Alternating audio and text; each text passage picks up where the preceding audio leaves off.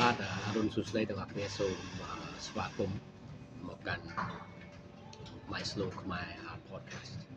ថ្ងៃនេះនៅកម្ពុជាថ្ងៃ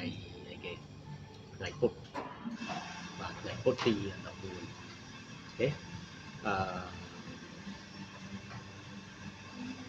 យើងត្រូវចេះពីសម័យក្នុងខ្មែរដូចជាសូមស្វាគមន៍ welcome សូមស្វាគមន៍no thank you ភាសាខ្មែរ no thank you អ្នកណាដឹងអត់ no thank you what do you say in ខ្មែរ how do you say in no thank you យើងថាម៉េចទៀតថាអត់ទេអរគុណអត់ទេ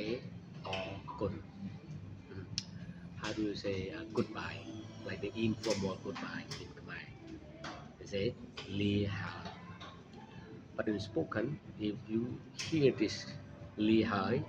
Khmer people speak to you like this you are very lucky because usually they say liai so the hai is become liai I'll say see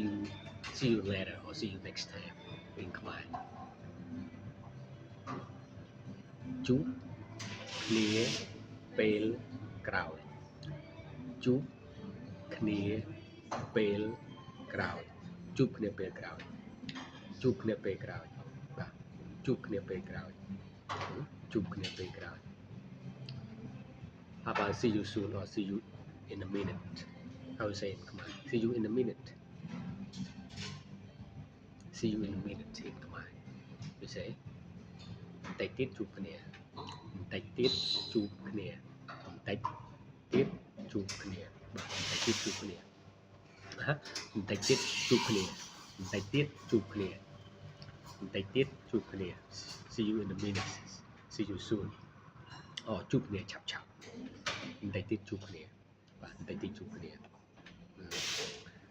How about you say I am full when you eat it and if you want to say to my friend say I am full how to say in Khmer I am full ឆ្អែតហើយឆ្អែតហើយបាទឆ្អែតហើយឆ្អែតហើយឆ្អែតហើយឆ្អែតហើយឆ្អែតហើយឆ្អែតហើយ I'm full ឆ្អែតហើយឆ្អែតហើយ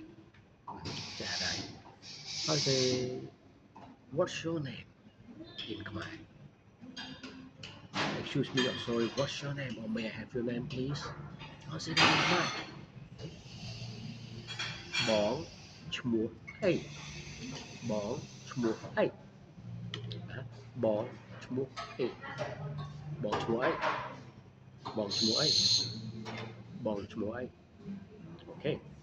great I think this is enough for today ល្អសម្រាប់ថ្ងៃនេះជួបគ្នាពេលក្រោយ